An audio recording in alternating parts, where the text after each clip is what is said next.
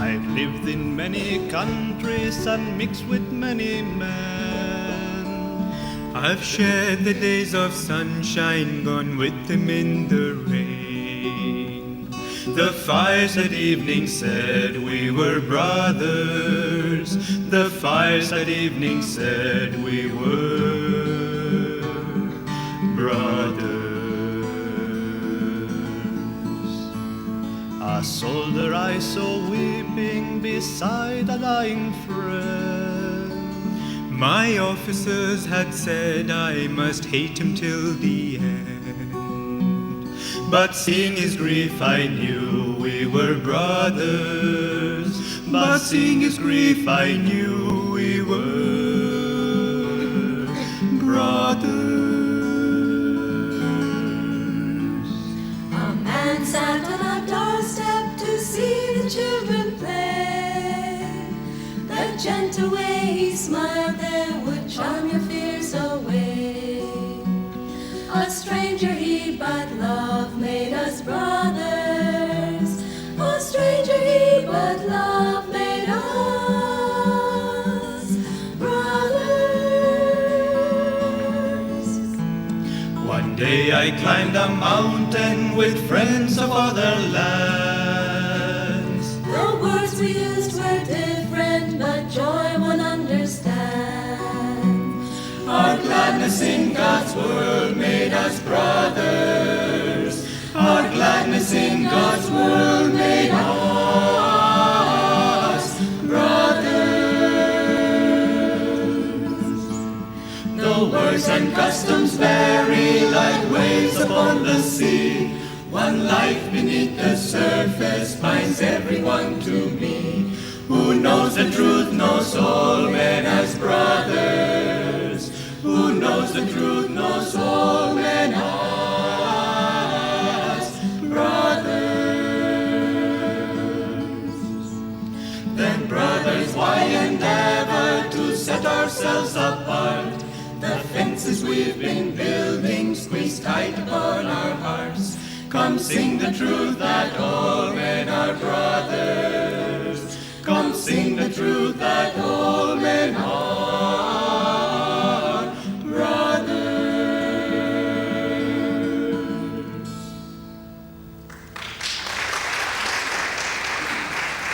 Namaste. Thank you very much for coming. I want to welcome you all. I bow to God in the form of our great masters, God in the form of Babaji, God in the form of Yoganandaji, in the form of our beloved Swamiji, who has started this work. And I bow to God in the form of each one of you, because God is omnipresent, is everywhere and in everything. Let's pray together, please. Heavenly Father, Divine Mother, friend, beloved God, Jesus Christ, Babaji Krishna, Lahiri Mahashaya, Swami Shri Yukteswar, beloved Guru, Paramahansa Yoganandaji, saints of all religions, we humbly bow to you all. O Divine Mother, fill our hearts with thy love, our minds with thy wisdom, and fill our lives with thy joy. We are thine, be thou ever ours. Om Shanti, Shanti, Shanti. We want to talk this evening on this theme of Paramahansa Yoga, master of East and West, and how he brought these worlds together, and especially what that means in our lives in a very practical way today. Because if yoga, if teachings, if this high spirituality is just something that's different and distant from us, something that belongs to the past or belongs to great masters, that demonstrate that, but doesn't touch our lives and doesn't change our daily actions, then it may be good as a theory, but it's not very useful for what we need in our lives. I want to start a little bit with the history of our particular line of gurus, because it's very pertinent here. There was a time in the far distant past when Christianity was much more mystical than it is now. There was a great tradition called the Gnostics. There were hermits who went into the desert. There were great saints who meditated deeply. But Christianity began to go more and more into the direction of organization, of large temples, of lineages and hierarchies. And there was a pope around the 5th century who had a vision, and he was praying deeply to God, asking, isn't it more important that we bring the mystical tradition back into Christianity? And he had a vision in which God told him, no.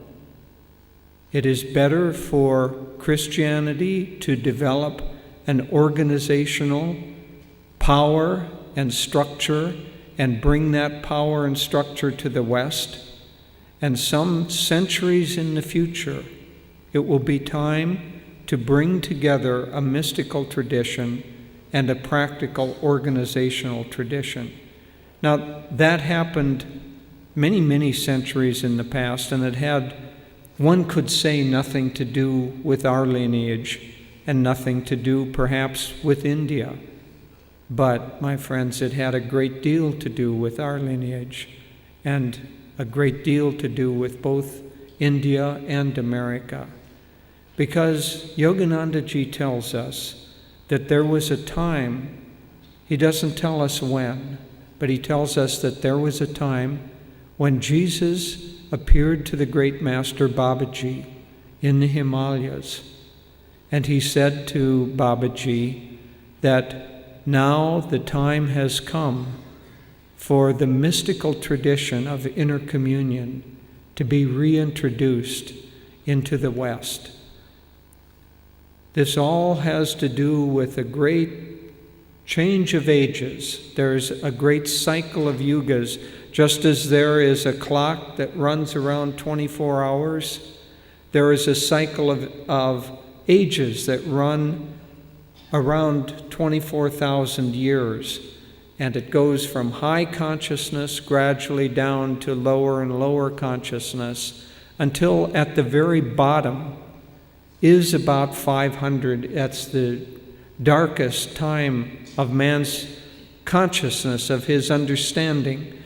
And that occurred about 500 AD, right about the time that Pope was given that vision and told that the time was not yet ripe for a mystical tradition to come into the West, into Christianity, because it was still the age of form.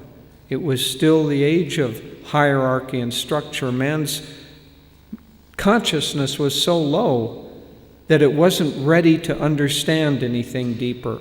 But now, as we move forward, we are coming out, and in fact have come out of that dark age of Kali Yuga. And it was around the time of the changes of that age that Christ appeared to Babaji. And he said, now is the time to reintroduce into the West the mystical teachings of India. Christ himself was a yogi. I wouldn't be very popular in America in some churches saying that, but nonetheless it's true. He was a yogi. We know that he spent many years in India, and he trained here and brought these teachings back to the West. One of Yoganandaji's primary tasks was to show that the original teachings of Christ and the original teachings of Krishna, as stated in the Bible and the Bhagavad Gita, were essentially the same teachings, because truth is one and eternal, and it may have different expressions, but it cannot have different truths. There is only one truth. There is only one God. But now the time of the ages has come when a more mystical tradition, a more of a emphasis on meditation and on inner communion with God is right. And that's right not only for the West, not only for India, but it is right for the world. And that is, to a certain extent, what this line of masters has come to bring into the world. Now, I do not want to be sectarian. I do not want to say that only this line of masters was given that task. That is a little bit like saying that when spring comes, only one garden grows. Well, when spring comes, as it is now in the ages of mankind, there are many, many gardens that are growing and many expressions of this new consciousness. But this particular expression is sacred to us. One could say that this expression, for those of us who are followers of Yogananda or we meditate with his particular techniques, this is part of our spiritual DNA. And so that meeting between Christ and Babaji was very, very important. And that resulted in Babaji calling to him. I have always found this a very strange tale, to be honest with you, that here is a great avatar, and that great avatar is living in Benares, and he has a humble job as an accountant in the British engineering department. Now, to me, that doesn't quite compute that an avatar would take a position like that, but there's a very important reason for it. When Lahiri Mahashaya was in his late 30s or perhaps 40 years old, he had already had a wife, he had children, he had a job, and his office sent a telegram saying that he was posted now to Raniket. And when he arrived in Raniket, there was very little for him to do, so he took to walking around the area in the hills. And one day he heard calling his name, Lahiri, Lahiri, come.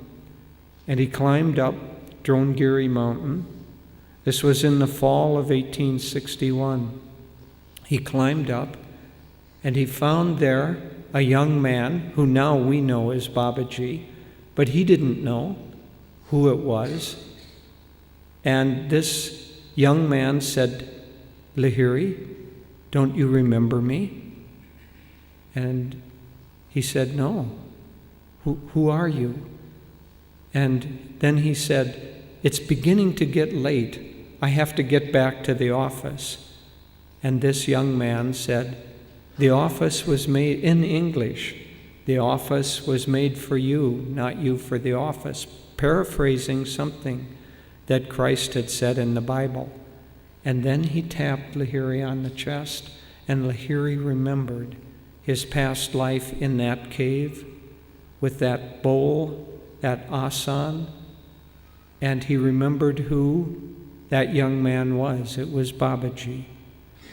And then Babaji materialized a golden palace and gave Kriya initiation to Lahiri Mahashaya. After that Kriya initiation, he tapped Lahiri on the chest, and Lahiri went into Nirvikalpa Samadhi, the highest state of consciousness, and remained there for 7 days without moving at all. And when he came out, he begged Babaji to allow him to stay there in the Himalayas with that small group of people who were Babaji's disciples. And Babaji said, no, that is not God's will. Now this is very, very important for each one of us who are sitting here. He said there was a reason that you were not called here until you had worldly responsibilities, because it was Lahiri's mission to bring yoga back to the world of people like you and me each of whom has worldly responsibilities. We have jobs, most of us have families, many of us have children, and many of us find it difficult to practice the great teachings that were explained in the Bhagavad Gita or are given to us in the form of teachings of yoga philosophy. It seems difficult in the modern age to be able to grasp that. I don't think I have talked with anyone ever in the history of Ananda, and as Daljitji said, I've been with Ananda now for 47 years, and I have met thousands of people. I don't think I have talked to anyone who has not had difficulty fitting in meditation into their daily routine, or difficulty going deep in meditation, and especially difficulty bringing these principles into their daily life.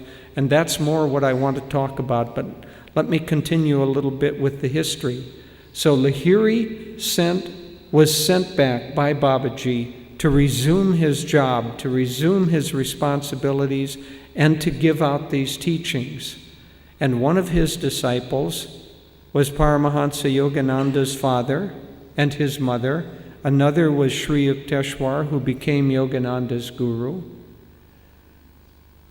And Sri Yukteswar had a particular interest in the West. He read scientific treatises, he studied mathematics and different scientific aspects, and he was interested in the West. And he went to a Kumbh Mela and seeing all the sadhus who didn't seem to be very active and had long hair and dreadlocks and didn't seem to be very uplifted in their consciousness, he thought, aren't the scientists and great thinkers of the West of more value to this planet than these people? Babaji picked up that thought and he called him to him and gave him the task of not only writing a treatise called, what is it called? The Holy Science, in which he showed the parallels between Eastern and Western thought, but also he told him, I will send to you a disciple to be trained and sent to the West. And so it transpired some years later that Yogananda was sent to him. Yogananda was then trained and went to the West. And Yogananda in the West has created an absolute transformation.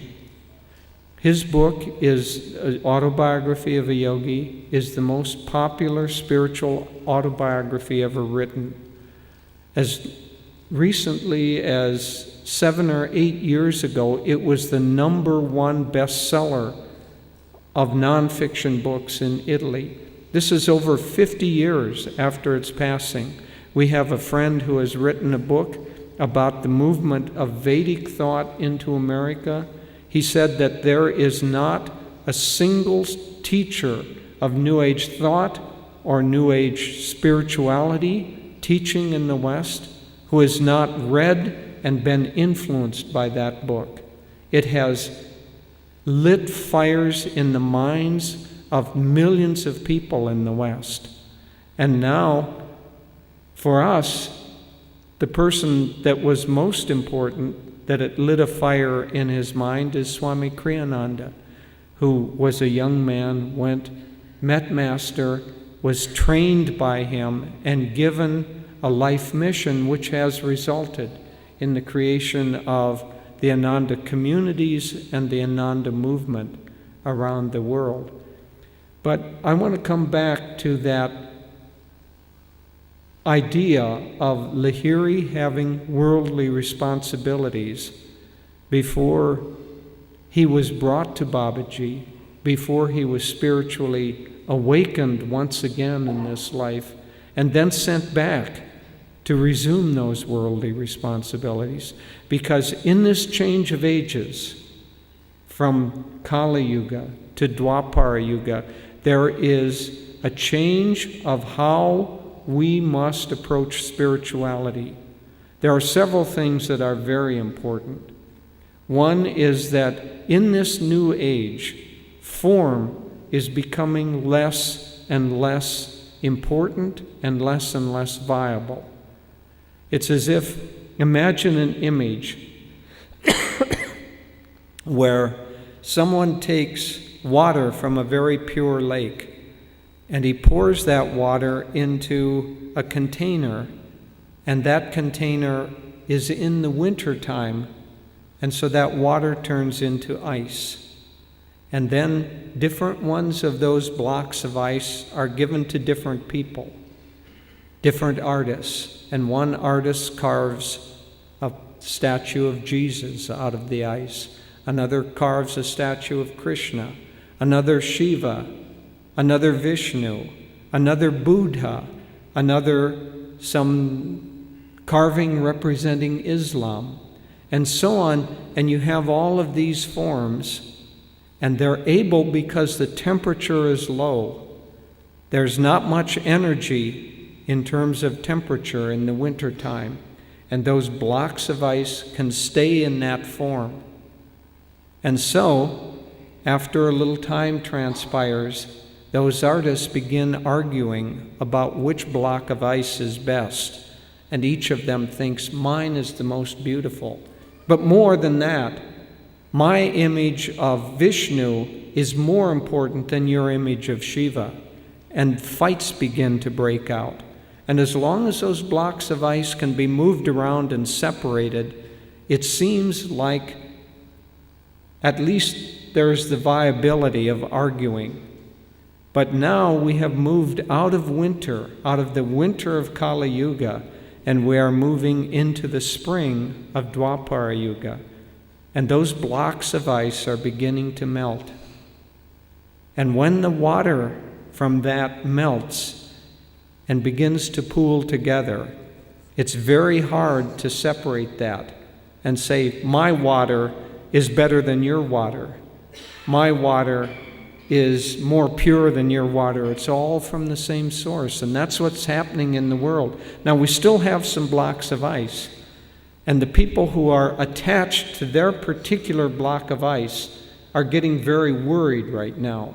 That's why we see so many religious wars and bombings and difficulties with fundamentalists in the world, because they're afraid. The old ways are changing.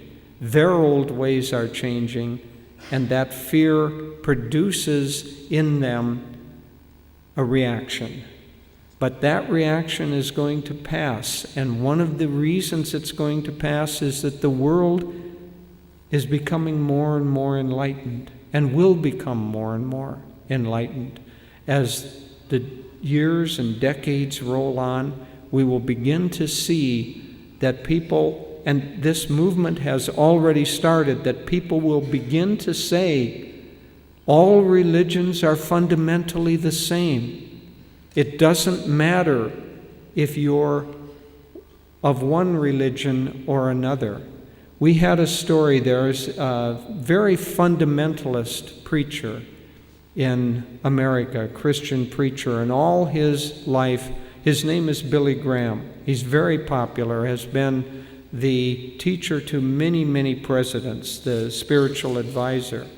But he has always held the thought that only Christians are going to end up being able to go to heaven. We have a friend who visited a person who is very close to him, one of the people high up in his organization.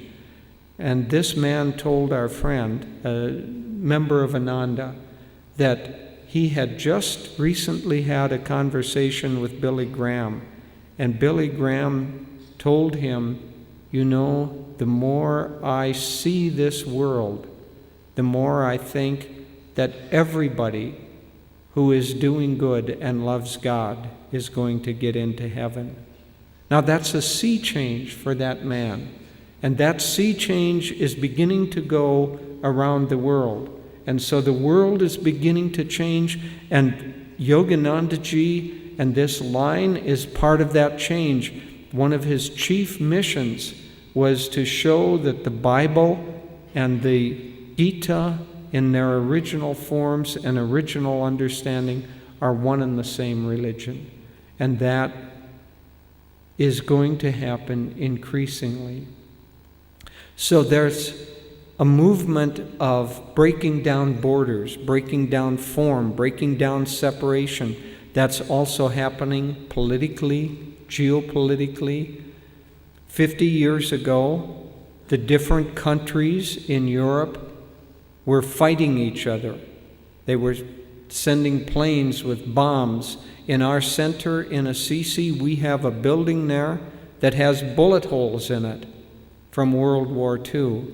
And now there's the European Union, and these countries are all cooperating together.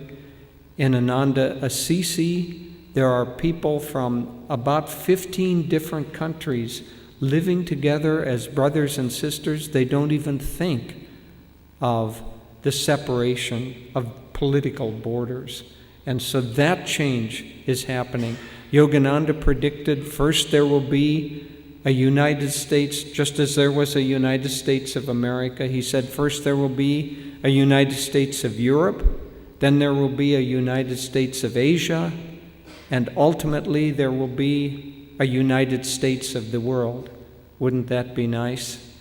Where these countries and artificial borders that seem so silly to the astronauts who are floating in space and looking down at the beautiful marble of the earth, they don't see any borders, any lines, any Google map that says this is India, then this is China, and so on and so forth.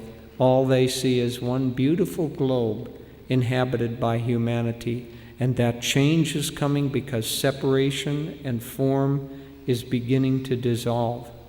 But now I want to talk very practically, because one of the other things that was happening during Dwapara Yuga will happen increasingly is that the delusion of space will disappear. And we can see that. In fact, this morning, Davji and I sat in our bedroom, took out our computer, and talked with our son in California. And he could have been in the next room, he could have been in the next country, he could have been, as he was, halfway around the world. It didn't matter. We just sat there and talked as if we were sitting together, all three of us. So electronically, space is disappearing, but space is still a delusion that we carry. And I want to talk about the most important delusion of space that affects our daily life. And that is the delusion that God is distant from us, that God is far away. That is the space that we have to break down, because that is the space that is creating the diseases of the world. All disease, all unhappiness, all conflict proceeds from the fact that we feel disjointed and separated from God, from our own Creator, and from each other. And it's that space between us and God that ultimately creates the problems in the world. It's that space that makes us feel separate, that makes us feel self-protective, and therefore greedy, and perhaps violent, perhaps manipulative, all of the negatives, and I don't want to go into those. All of the negatives are created fundamentally by spiritual disease, that God is distant from us. And so the real task of this line of gurus, the real task of Ananda, is to break down the delusion that God is far away. And we have been given specific techniques that help us do that.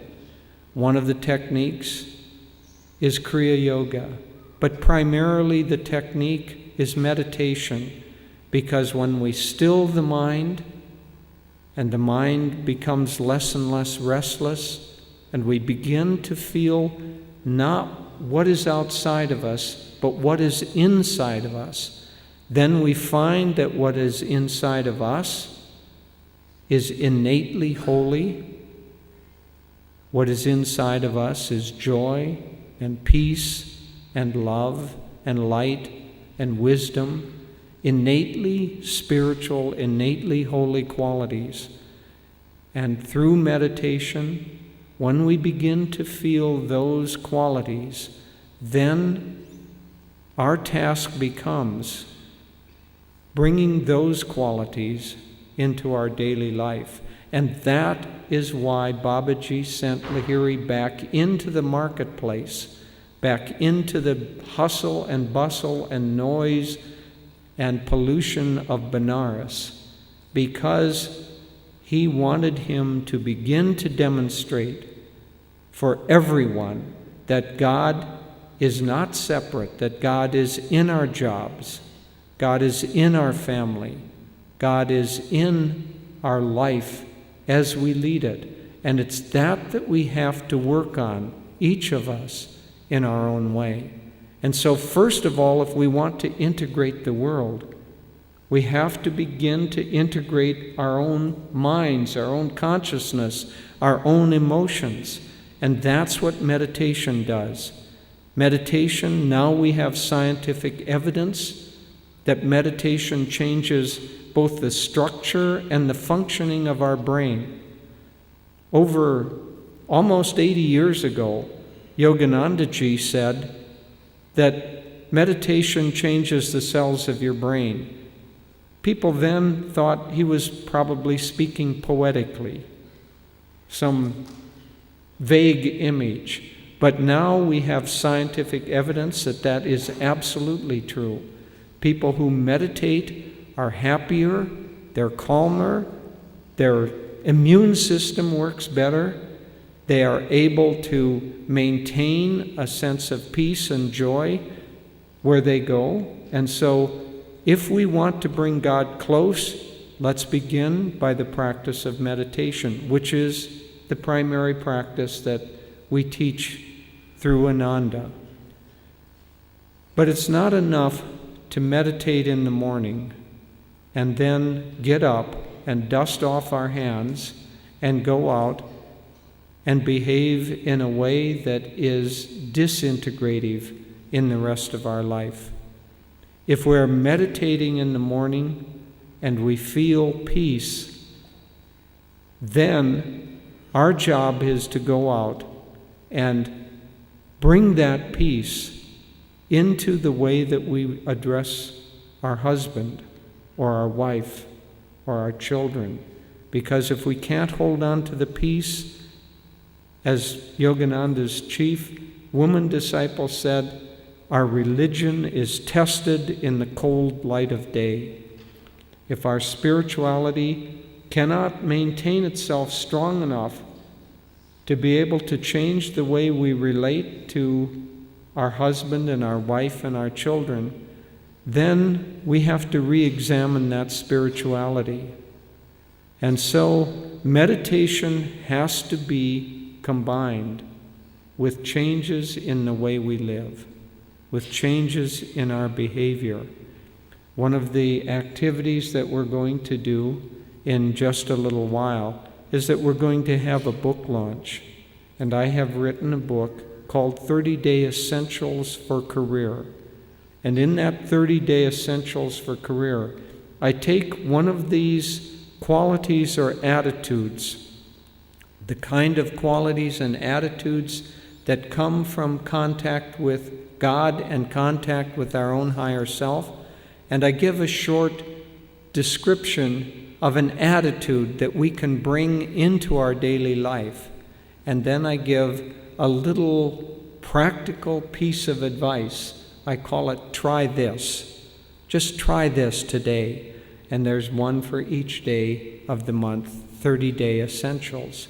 And it was a surprise to me that that book was put on the fast track and just released in India about 2 weeks ago. And so at this event, toward the end, we will have the launch of that book and then later on a book signing. But The point here being that meditation, our spiritual life, must be made practical and must be brought into daily life. If we don't do that, subconsciously we say that God is somewhere far away. So is God more alive in your murti, in your meditation room, than he is in your mother when you come out of that meditation room? I don't think so. I think he's more alive in your mother. But you know what the real secret is? The real secret is God is present where we think God is present. Because God is omnipresent. He's equally in the murti and the mother. He's equally in a mantra and a behavior at work. He is everywhere, and it is our job to begin to see him everywhere. And the more we go within ourself and see him there, and then make the actual conscious attempt to see him in other people, to see him in our daily activities, to see him everywhere. When we do that, then we will begin to overcome the delusion of space in the sense of God being distant from us. And so this is a great, great age to be born in. There's apparently, I've heard, a Chinese curse that says, "May you be born in interesting times." And it's supposed to be a curse. Well, I think it's not a curse. I think it is a great opportunity. And you and I, my friends, have definitely been born in interesting times, and let's make the most of it. Good evening. I'd also like to share a few words with you. First, I want to thank all of you for coming this evening, and thank everyone who worked so dedicatedly to make this evening happen. There are many, many hours and hours of work that goes into creating this. Thank Aljitji for introducing us and being the thread that ties it all together. I also want to welcome our new friends from Pathway School who have joined us here this evening. And it's just such a joy for us to be here tonight with all of you. As if you have been paying attention, you know that our theme tonight is Paramahansa Yogananda, Uniting East and West Today. So I'd like to pick up the theme that Jyotish has been sharing with all of you. And he started tracing the history. And he mentioned in 1894 at the Kumbh Mela in Allahabad, Babaji appeared to Sri Yukteswar and said, "In the future, I will send you a disciple who you will train to disseminate Kriya Yoga in the West." And that's all he said.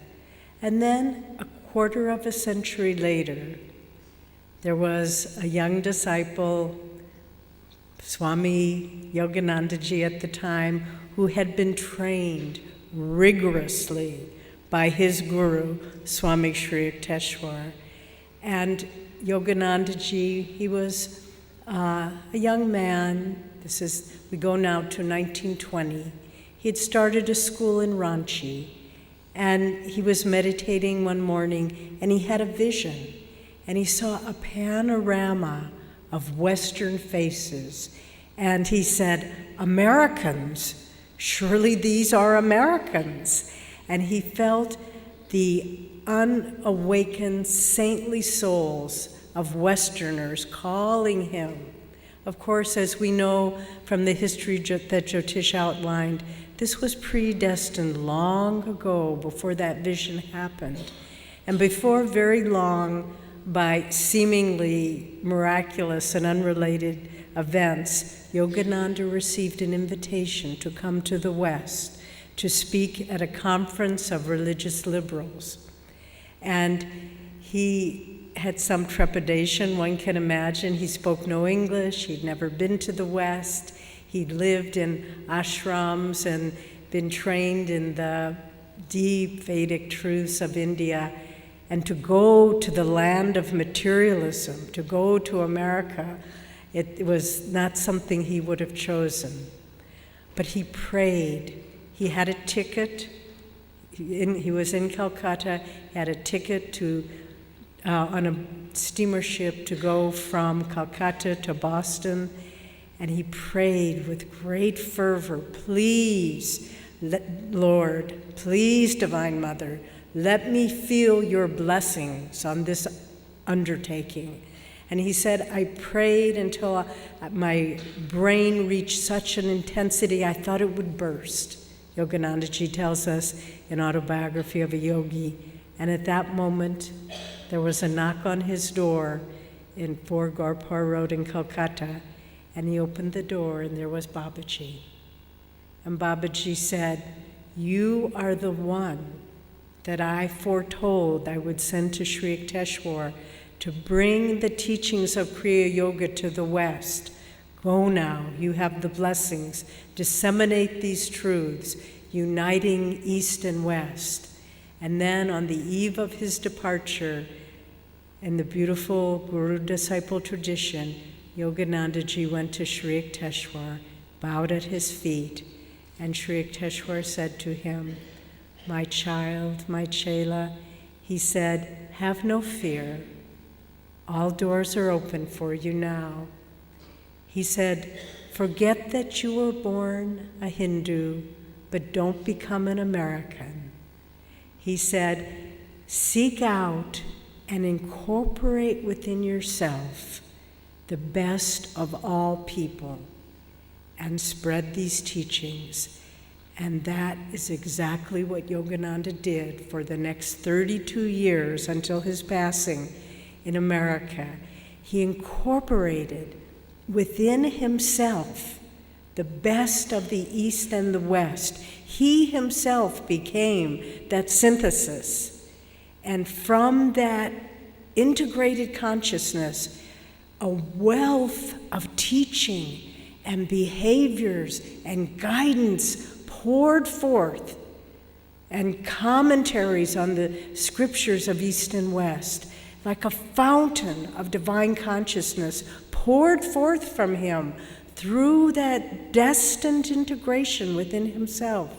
And he looked at every aspect of our lives, and he found a way to incorporate the best of East and West, and he presented them in simple and practical techniques.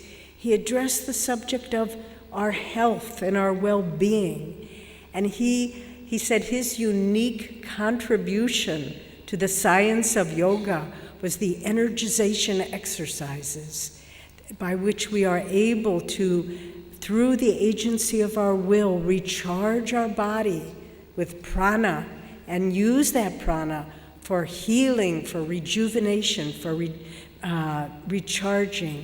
He devised his wonderful 9-day cleansing system. He devised his ways of fasting and exercise, and he gave a whole regime.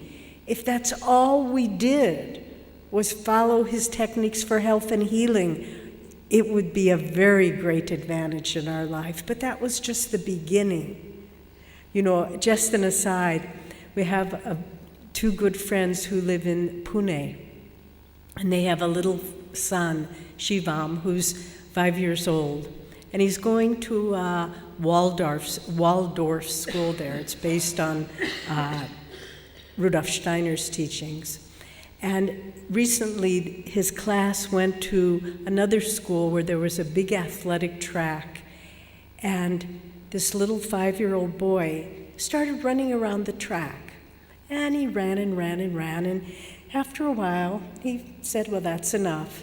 The next day, our friends got a call, his father got a call from the principal of the school and said, I want you to come in. I have to talk with you about your son. And of course, the father was a little concerned that his son had gotten into trouble. So he went in, and the principal said, do you know your son, who's 5 years old, ran 7 times around a 700-meter track And our friend said, yeah, okay, so what happened? And the teacher said, no, that's what happened. I have never seen so much energy in a child that age. What are you teaching him? And our friend said, well, we do the energization exercises.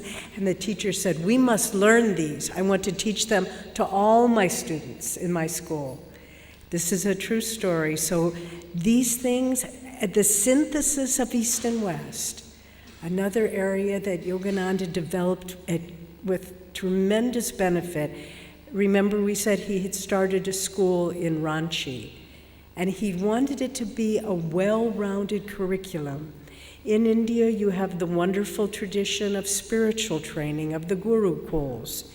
But Yogananda said, I wanted a kind of education that would balance all aspects, body, mind, and spirit, creative expression.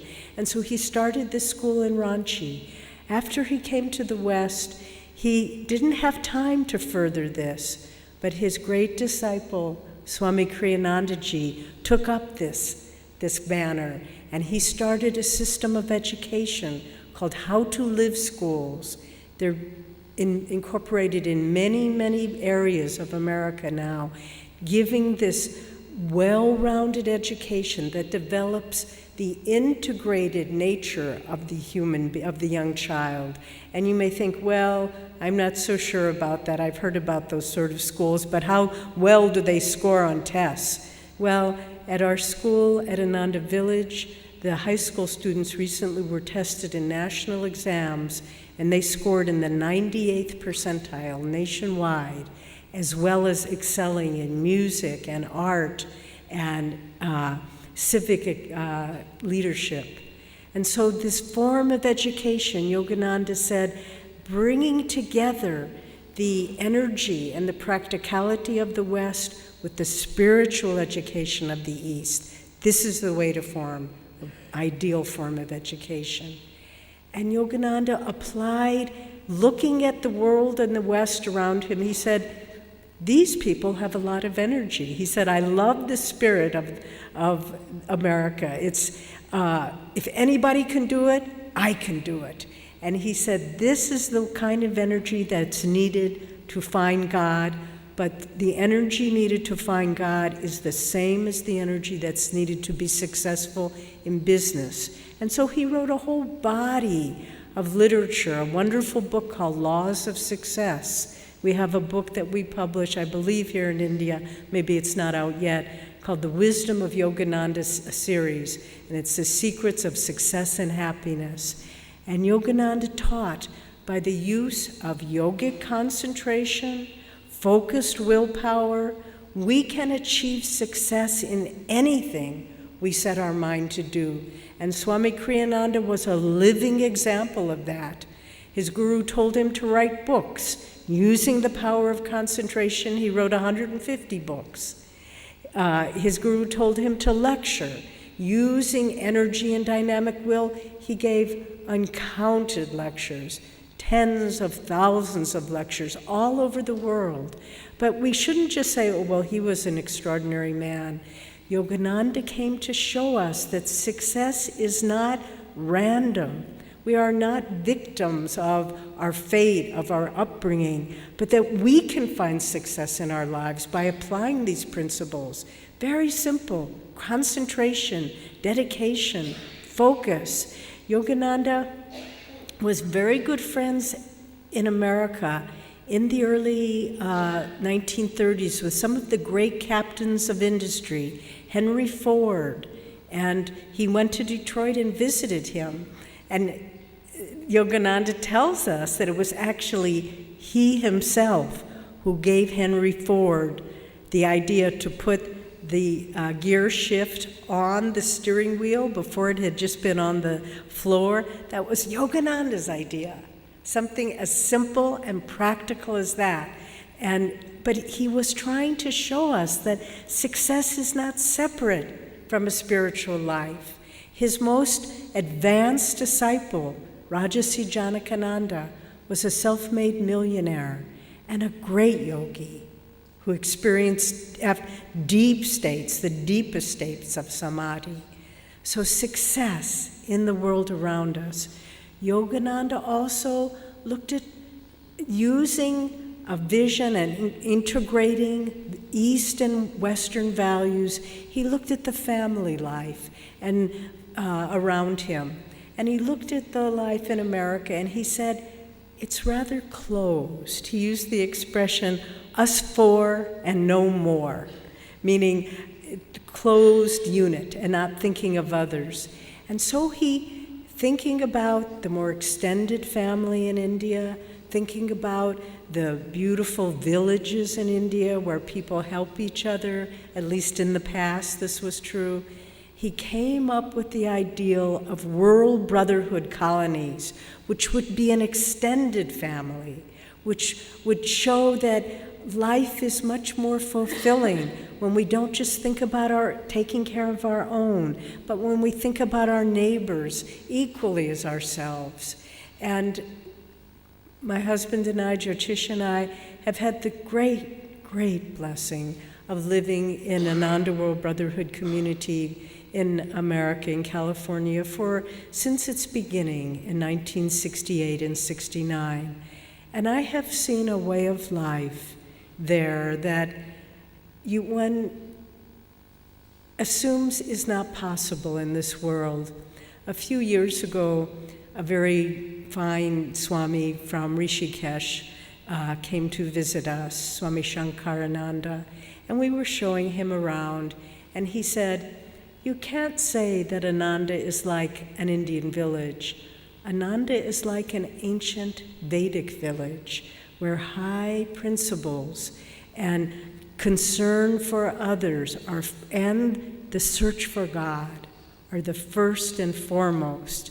So Yogananda again looked at the world around him and he said, how can we bring together the best of East and West? And he tried to start these communities, but the time was such, it was after World War II, where there was a lot of people were looking for security. They weren't sure of being able to expand. So although he tried to start them, the time was not right. So it was left again to his great disciple, Swami Kriyanandaji, to bring forth this movement of World Brotherhood colonies. And what a beautiful job what a beautiful expression this has given to the world. I can't tell you, I could go on for quite a long time telling you the impact that Ananda has had on the world. But it's really, it has given hope, it has given inspiration, it has given the thought that people can live according to their ideals. And it gives people faith that all this is possible on a very practical, real level, not just theory, but living it for 45 years. That is, as they say, the proof of the pudding is in the eating. Well, people have been enjoying this wonderful community life for a long time. And now here in India, we're starting one outside of Pune. And we hope you can all visit us there. It's just beginning. But I believe with the deep spirituality that we find here in India, I think this movement will grow very quickly. And finally, Yogananda brought, as he said, I came to the West and I brought the cream of the teachings of yoga. And then I presented them to my students. And I presented them in such a way that they could practice them in their daily lives. And when Yoganandaji went back to India in 1936, his guru was a little bit unsure of what he was doing. He said, but you're changing a little bit how I taught you. And Yoganandaji touched his feet and he said, Master, you are like the goldsmith. You mine the pure ore. I am like the jeweler. I take this gold and I fashion it in such a way that people can wear it. And when he put it in such a way, Sri Yukteswar said, I accept what you do. And so Yogananda brought, as it was destined, the science of Kriya Yoga. And he wrote lessons and disseminated these teachings, and he spoke all across America. And so from that point in time, the meeting of East and West, predestined from long ago, coming down through this line, focusing on our Guru Deva, Yoganandaji, to bring these teachings in all these very, very practical ways. This new birth, a renaissance, has come about, and it's just beginning. And we can see it in America. We can see that the consciousness is beginning to change, and the acceptance of true spirituality is happening. Recently, in August, we had the opportunity to visit some of Yogananda's shrines in Los Angeles. And we went to Mount Washington, which is where he established his headquarters outside of Los Angeles. And there is a wishing well. For those of you who have read Swamiji Kriyananda's autobiography, he talks about that wishing well and how he was there when Swami was there when they installed it. And there's an interesting story I won't go into, but we stood there and we looked at the well, and around it was concrete. And Yoganandaji had put his handprints are in there, and also the handprints of his closest woman disciple, Sister Gyanamata. And next to Yogananda's hands, and such beautiful hands he had, such power, such grace, you could see it in the prints. And he wrote, to this in the concrete, and I had never seen it before, though I had visited before. He wrote in the concrete, to this cause I give my hands, my feet, my soul, and I pray that all will do the same. And so those of us who are here, who have been touched by his teachings, let us feel that power of Yogananda empowering us to continue the work that he started, that Kriyanandaji has furthered, and that all of us now, East and West, can come together and bring about a unity in the world that will be one of the most positive forces for integration and change and upliftment of our planet today. God bless you.